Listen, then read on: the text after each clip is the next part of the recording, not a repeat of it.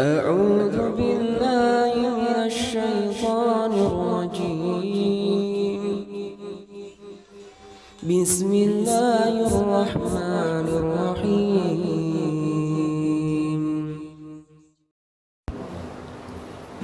إن الحمد لله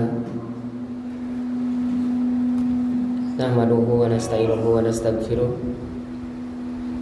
ونعوذ بالله من شرور أنفسنا ومن سيئات أعمالنا من يهده الله فلا مضل له ومن يضلله فلا هادي له أشهد أن لا إله إلا الله وحده لا شريك له وأشهد أن محمدا عبده ورسوله الذي لا نبي ولا رسول بعده أما بعد وقال الله تعالى في كتابه الكريم أعوذ بالله من الشيطان الرجيم وأمر أهلك بالصلاة واستبر عليها الآية وقال رسول الله صلى الله عليه وسلم مروا صبيانكم بالصلاة ل7 سنين وقال أيضا يا أيها الذين آمنوا اتقوا الله حق تقاته ولا تموتن إلا وأنتم مسلمون. Hadirin imani fillah rahimakumullah yang sama-sama mengharapkan ridho Allah. Selepas kita memanjatkan puji serta syukur kehadirat Allah yang Maha mengatur, termasuk mengatur pertemuan kita pada siang ini, juga mengatur usia kita beserta rizki kita sampai detik ini. Mudah-mudahan usia beserta rizki yang Allah berikan kepada kita senantiasa kita gunakan dalam ketaatan kepada Allah, dengan harapan semua ketaatan ini senantiasa diterima menjadi amal soleh di sisi Allah Subhanahu wa ta'ala. Imani fillah rahimakumullah, hadirin yang sama-sama mengharapkan ridho Allah. Di dalam surat Toha ayat 132 Allah mengatakan wa amur ahlaka bis-shalah wastabir 'alaiha wal akibatu nahnu narzuquk wal akibatu littaqwa. Di dalam ayat ini Allah memerintahkan wa'mur ahlaka bis-shalah. Perintahkanlah keluargamu untuk salat. Wastabir 'alaiha, dan bersabarlah di dalamnya, di dalam salat. Nahnu narzuquk, kamilah yang akan memberikan rizki kepada kalian. Wal akibatu littaqwa, dan ini hanya akan diperoleh, dirasakan hanya bagi orang-orang yang bertakwa. Imani fillah rahimakumullah, ayat ini banyak sekali pelajarannya untuk kita. Di antara yang paling dekat adalah Allah memerintahkan kepada kita semua untuk memerintahkan keluarga kita sholat. Di sini tidak disebutkan apakah orang tua kepada anaknya atau anak kepada orang tuanya atau sebaliknya. Oleh karenanya dalam hal ini ikhwani fillah rahimakumullah, Allah hendak menegaskan kepada kita bahwa tempat pendidikan itu adalah rumah.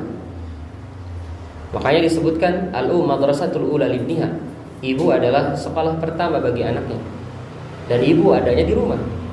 Maka pendidikan itu adanya di rumah. Adapun sekolah itu hanya lembaga pembantu pendidikan, hanya membantu saja. Dan yang paling utama diperintahkan oleh Allah kepada kita adalah memerintahkan salat. Wa'mur ahlaka bis-shalah. Kenapa salat harus diperintahkan? Karena tidak cukup hanya dipanggil ketika ada azan di masjid. Saat belum ada kondisi seperti ini, orang-orang pun tidak merasa terpanggil. Kalau tidak diperintahkan tidak ke masjid, kalau tidak diperintahkan tidak sholat.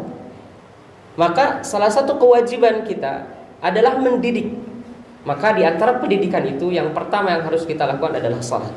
Nah hadirin ikhwatul iman, berkaitan dengan sholat ini, kita tidak bisa sholat itu sekeinginan kita. Sehingga di dalam hadis disebutkan murru sibyanakum bis-shalah. Perintahkanlah anak-anak kalian atau auladakum, anak-anak kalian bis-shalah, dengan salat. Nah, di sini baru disebutkan orang tua yang berkewajiban memerintahkan kepada anaknya. Masa orang tua masih harus diperintah? Maka Di sini lebih jelas lagi, orang tua yang memerintahkan anaknya sholat. Kapan dimulainya? Lisab'i sinin, usia 7 tahun. Maka hadirin wa iman, bis shalah. Kalau kita merujuk kepada kalimat as-shalah, baik dalam ayat yang tadi surat Toha ayat 132, kemudian dalam hadis yang barusan saya bacakan, dua-duanya menggunakan alif lam, as-shalah, bukan salat, tapi as-shalah. Memerintahkan as-shalah. As-shalah itu artinya khusus, ma'rifat. Ini, salat yang ini, salat yang begini. Ini menunjukkan hadirin wa iman, salatnya bukan salat-salatan, tapi salat yang benar, yang mencontoh kepada Rasulullah.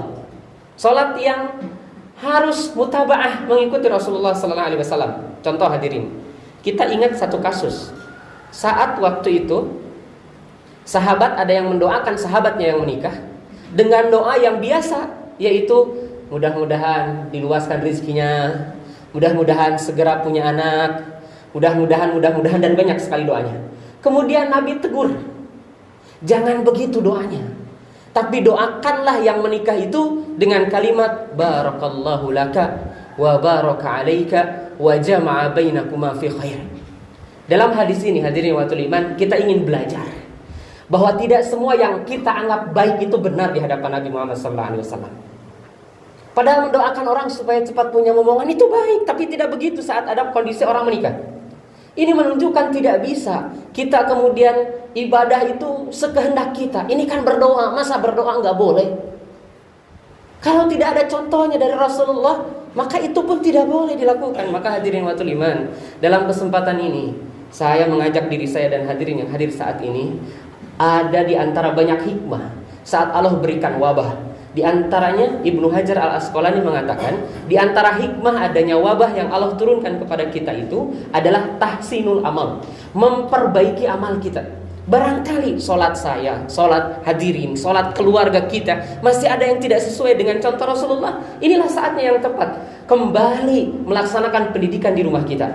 Sudah lama mungkin kita tidak mengecek sholat istri kita, sudah lama mungkin kita tidak mengecek sholat orang tua kita, karena kita tidak bisa sekehendak kita. Seperti ini hadirin, baca Quran itu baik sekali, tapi tidak akan jadi baik jika ada yang sholat baca Quran keras, karena akan mengganggu orang yang sedang sholat. Maka hal ini pun disampaikan hadirin wa iman, karena tidak sekehendak kita. Tidak semua melulu yang baik jika tidak ada contohnya dari Rasulullah menjadi baik. Inilah yang ingin kemudian kita di tengah-tengah Allah berikan kesempatan, Allah turunkan wabah, Allah ingin kita menyadari kesalahan kita. Ini kuntu minadh dhalimin. Kita adalah orang-orang yang zalim. Nabi Yunus sudah mencontohkan itu, aku orang yang zalim. Maka sisanya dari itu Nabi Nuh menguatkan, faqultu astaghfiru rabbakum, perbanyak istighfar. Kalau sudah perbanyak istighfar, Allah akan lipat gandakan lagi harta, Allah akan lipat gandakan lagi anak, Allah akan berikan taman-taman yang banyak. Maka hadirin wa iman, kesempatan ini mari kita ambil. Bagaimana saat Ibnu Hajar Al-Asqalani menyebutkan di antara hikmah dari wabah Allah turunkan adalah tahsinul amal, memperbaiki amal. Barangkali ada amal salat kita yang belum benar, barangkali amal salat istri kita, saudara kita belum benar. Mari kita cek bersama.